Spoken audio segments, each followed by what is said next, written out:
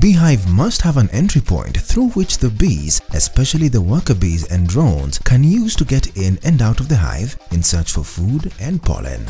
Professor Kindiki clarifies where the entry points should be placed in a hive and the number of entry points. One standard thing is that the bees should enter through the brooder, and not the other side, because it is at that point where the queen is and does not move any further. If you make holes all over, then you are going to have the broods all over, and it will be like contaminating the honey, because like it happens in traditional log hives. That's one problem, because it is almost impossible to seal the whole hive. Although the bees do it themselves using propolis, they will seal the openings and leave some open, but there is a likelihood of having the broods even in the middle of the hive, on the side of the hive, and when the farmers harvest there, they harvest everything. So you find some honey containing pollen. If the queen is separated, as I've just illustrated here, completely using the screen I've just shown, then there is no chance of harvesting honey that contains pollen or that contains brood. That is excluded. But in the traditional log hive, you find such honeys that contain brood, that contain pollen, and that honey will not be good for some markets. For example, the export market will not take such honey. Nothing in terms of nutrition. In fact, it's highly nutritional anyway to consume it. But then for those who are interested in pure honey, as we say, they will see that as contamination. So it's not good enough. A good way to begin beekeeping is to bait an empty hive, known as the catcher box, to attract a swarm. Set up a catcher box on top of a tree, rub it inside with some beeswax, lavender, or granulated sugar or cassava powder to give it an attractive smell. This will only be successful in areas where there are still plenty of honey bee colonies. You can also transfer a colony from the wild into the hive. The wild colony will already have a number of combs, and these can be carefully tied onto the top bars of the hive, making sure that you include the brood combs and the queen. One of the best ways to get started in beekeeping is with the assistance of an experienced beekeeper. There's what we call a catcher box that you're supposed to place at some eye level or at we call it the roots, the bees' roots, the direction that usually bees follow. You have to put it there so that they can catch the bees that are coming. And once it traps those bees, then you transfer it to the hive. The other alternative is you can use the same hive. For example, if you're using if your hives are Langstroth, use the super alone. You put it high for it to attract the bees. I think we have got one of the catcher box. You put it high on the tree for it to attract the bees, and once once the hive is colonized, you bring it down. Once this area is full, that's when you introduce now the super. Even when you're dividing your colony, there must be a queen. So when we hear that the hive has been colonized, it means that a queen has been installed in that hive. You cannot say that a hive has been colonized when there's no queen. No. There must be a queen for a hive to be colonized. So even that catcher box, the bees will come carrying their queen. The bees will come from wherever, carrying their queen. After they scout the area and realize that this place is conducive for us. You know, it's like you when you are going to maybe to check a house, you want to occupy a house, you have to go first, identify a house, and make sure that you are okay. This house, this is what I want. The same thing with the bees. They do not just go occupying hives. First of all, there's what they call the scouts, the scouting bees. They come first, they scout the area. They can come even with the queen. First of all, they put it somewhere, just surveying and make sure that yes, this is the appropriate area for the bee, for them to live. And if they have identified the hive, then they bring in their queen, and that becomes their home. That's how intelligent bees are. They don't just go in occupying anything. First of all, you have to be very sure. They have to make sure that that hive doesn't have ants. There are no cobwebs. It is properly, it is clean for them to stay in, and then they go in. Bees need a supply of food and water to survive, and during dry periods, the beekeeper may have to supplement these natural resources. Bees make more or less honey depending on the flow of the nectar. An area with enough plants, flowers and trees, a beekeeper is likely to collect more honey than a dry area where bees have to travel a long distance to collect nectar. After transferring the bees from the catcher box to the hives, a farmer is supposed to check the hive 3 weeks after to ensure the success of the process. Professor Miriam explains more on how a bee farmer should manage the hives for successful honey production.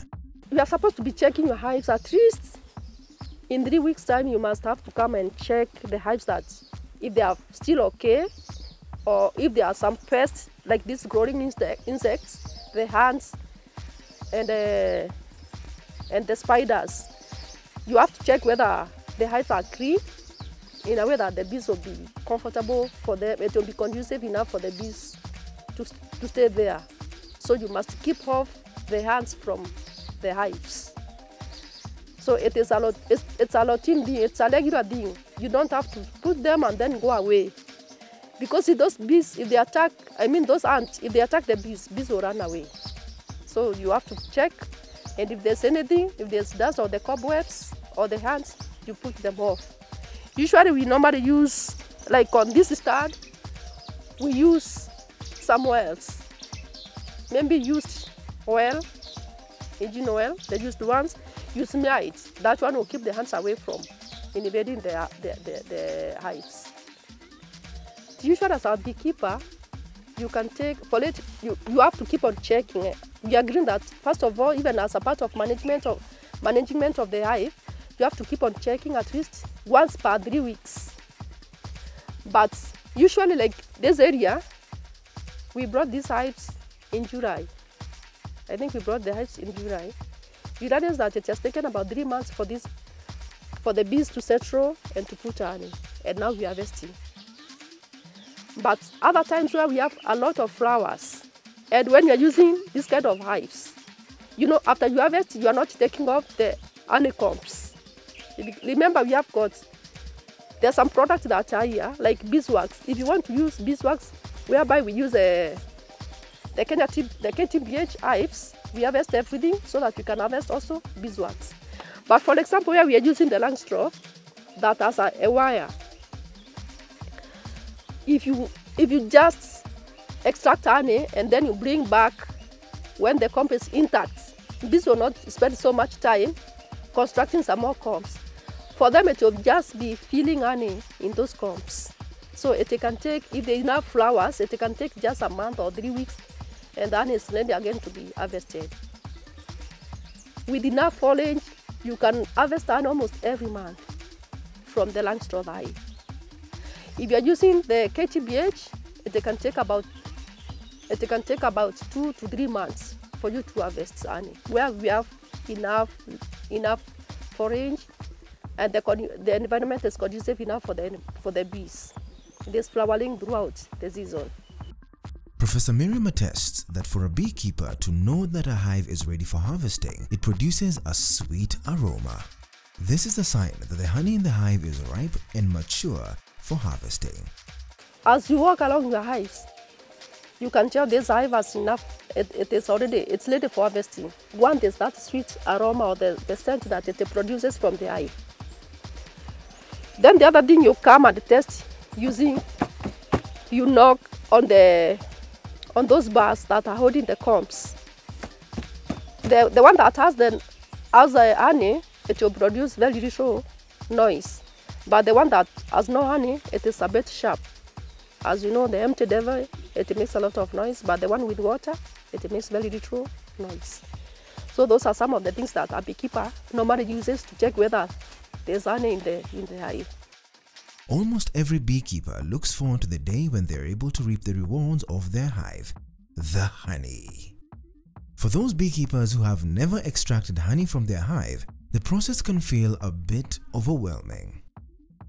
Having the right gears for honey harvesting is always a good start. You must use the right gears. You must use the clean buckets. But one of the major things is this one, the bee smoker. The bee smoker, you must have it because you cannot touch bees without this one. This one, you cheat bees with this smoke. You make them less violent. Just the way, you know, the tear gas is used when they want to side, when there's violence, when there's a, what do we call it? When people are rioting, you find that the policemen, they use the tear gas to keep off people. So, as a beekeeper, you use the smoker to make the bees less violent so that they can allow you to harvest honey. That is one. And then we said that you must use this hive too for you to separate the honeycombs, the bars, because they are stuck together using the propolis by the bees. And this one is after you separate it, also even for cutting the combs, where we open, the one that we use for opening the sealed honey now, the comb. But this one, it is also good for cutting the combs from the KTBH hive. Then we have to use also the brush for blasting off the bees. We just cut our combs ready for extraction. When it comes to harvesting the honey, a beekeeper should not work alone. This is because the bees in the hive can become aggressive and disrupt the process or even compete to drink the honey from the combs. Therefore, two people should attend to a hive, one with a smoker to keep away the bees while the other person is harvesting. We want to harvest from this hive. It has been here for about 3 months, 2 to 3 months since it was colonized. And the procedure is we start by smoking the bees so that they can be a little bit calm as we harvest. So she will do that. She will, and you can see she's smoking it from the brooder side. Sorry? On your, yeah, endelea.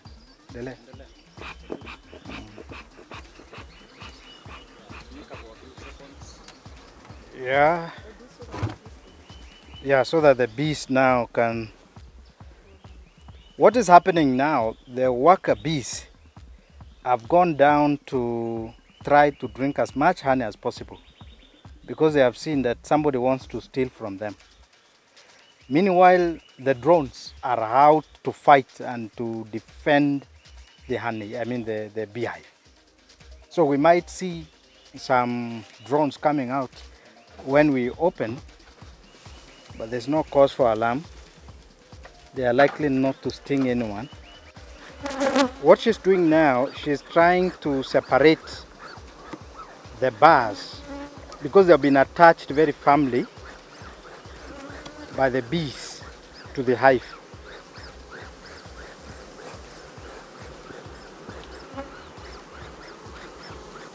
We have to constantly keep them smoked. You can see they are disappearing into the hive. As I have explained, they want to drink that honey.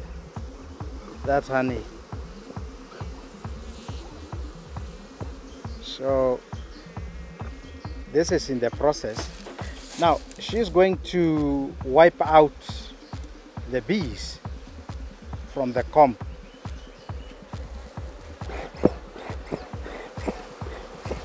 She's going to wipe out the bees from the comb.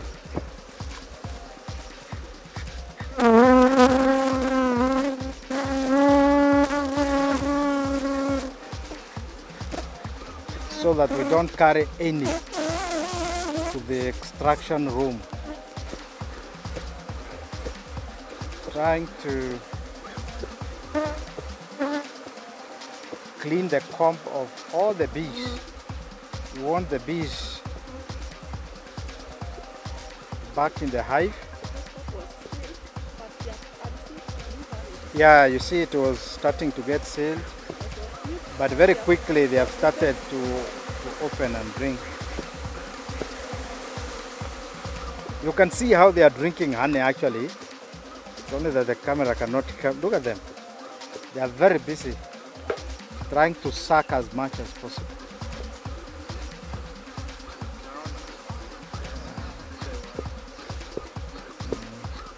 Now, when you see them in the comb, look at them. What they are doing now, they are trying to suck the honey from the comb as much as possible. And you can see in the outer side, they have already done that. So the honey is only in the middle part. So we are supposed to harvest quite fast. Otherwise, if we stay here for another 20 minutes, we get nothing. The other product is that if you look at these bars, they have a dark color. This is propolis. What she's doing now, she's trying to get the propolis using the same. You can show them what that is propolis. We harvest propolis. It's what I was talking about, the propolis. This dark, the black things. This is a very valuable hive product. This one that we are also interested in. So when you look at it, it looks like chafu, but it's a very valuable thing. And you can see even the bees. You see, they are trying also to eat as much as possible before the invaders or before we can harvest. Now, what we want to show, let's try to see what happens. This is the super. We'll remove the super and try to go to the brooder section where the queen is. Normally it's not supposed to be harvested, but this is the highly guarded section of the hive. You see, they have sealed the net completely using propolis. I'm going to remove it. Give space.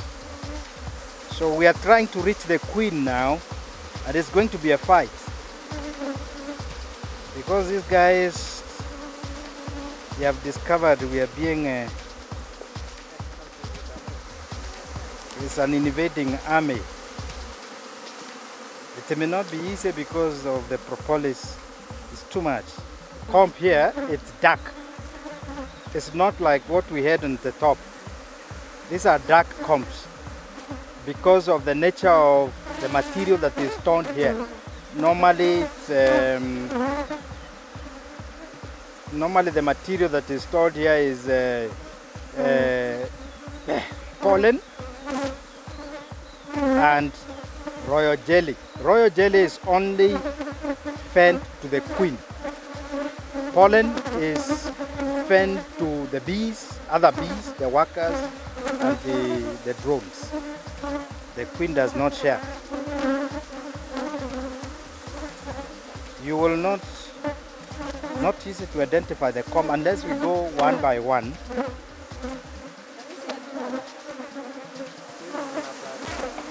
The drones are dark.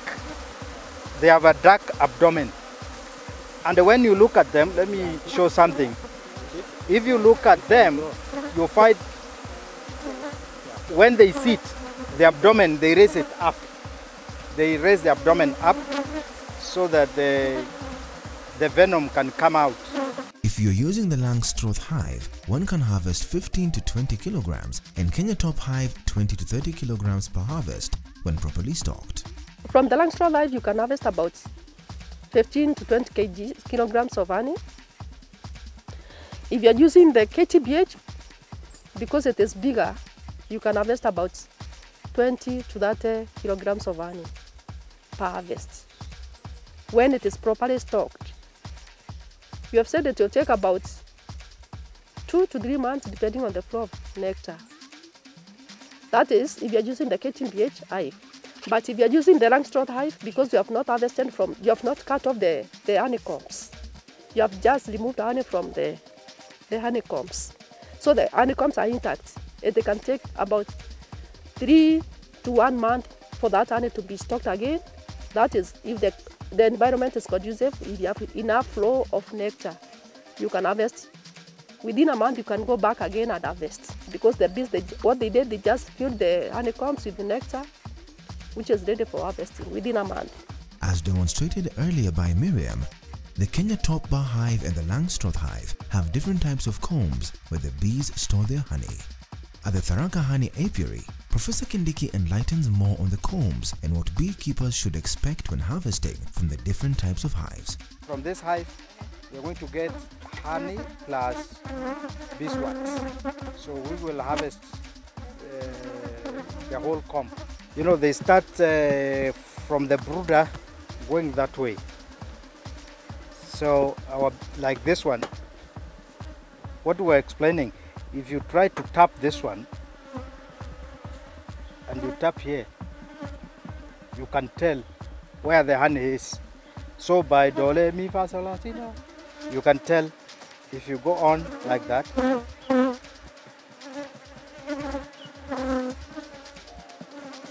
So but as you increase the pitch that way, you know there's no honey that side.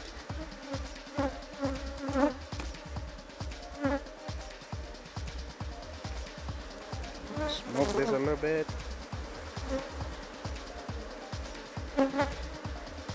Now,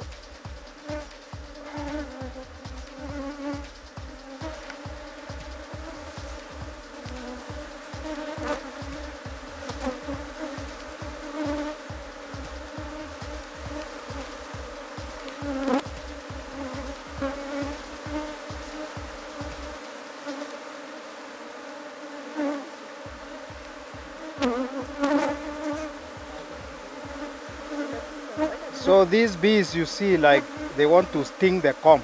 They are not stinging the comb. They just want to drink the honey because they have realized that somebody wants to take it away from them. And they have done a good job of drinking almost the whole comb. But we still have some honey inside. They have not finished. So we don't want to go with any of them to the processing unit. So when we are done, this is clean now, we will cut it.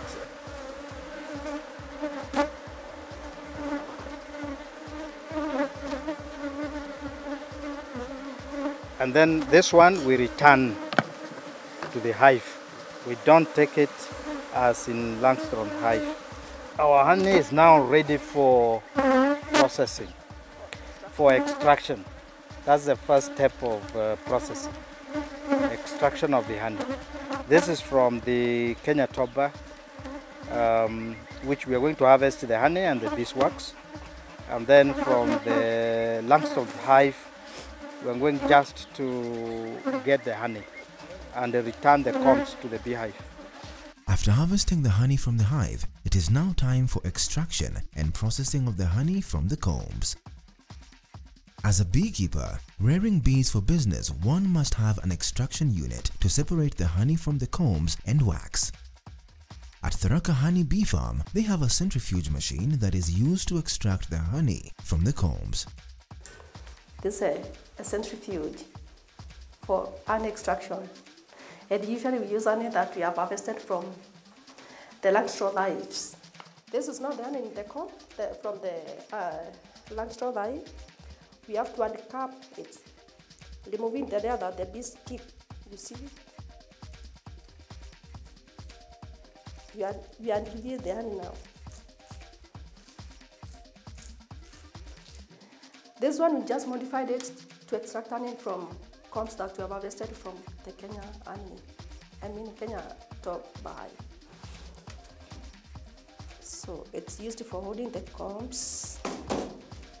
This is what we do.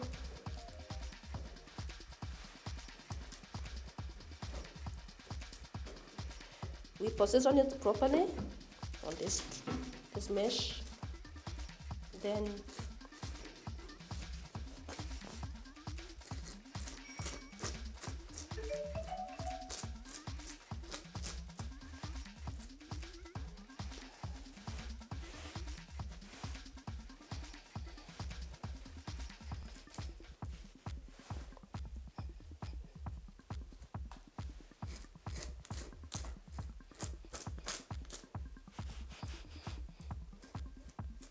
I'm scrubbing it off so that I can reveal honey to expose honey for easier extraction, because bees are sealed. So from there, I just position it there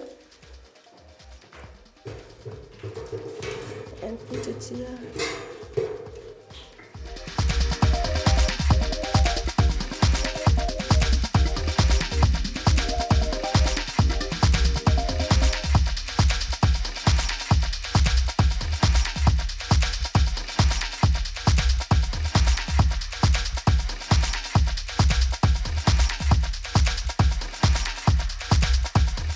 Aside from the honey collected, a beekeeper can also make money from the propolis and wax from the beehive. Tharaka Honey have established a method of melting the beeswax from the hive, which form liquid wax, and after cooling, it forms candle wax, which they pack and sell. When we were in the apiary, you saw us scrubbing some substance. This was the product. This is propolis. It is highly medicinal. It's a very strong antibiotic. But we also use it to prepare the hives so that they can attract the bees. We smear it. We melt and then we smear. We mix with the beeswax, then we smear on the hives for it to attract the bees. But this one, we are processing it to give us very, very nice medicine. We call it propolis tincture. It can be used to treat many ailments. The filling water here.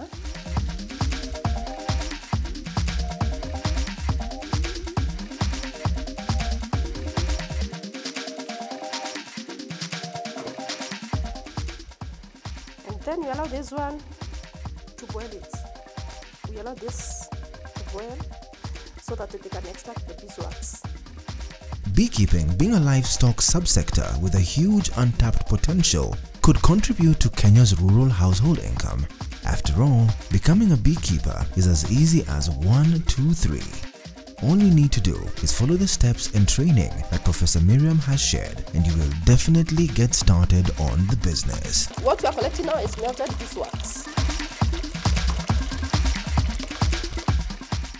This is what we get after it cools down. You can make candles, you can make shoe polish, you can make lotions, body lotions. Okay, also very nice lip balms, lipsticks. You can use it for anything. Very nice. It's a very nice premium product.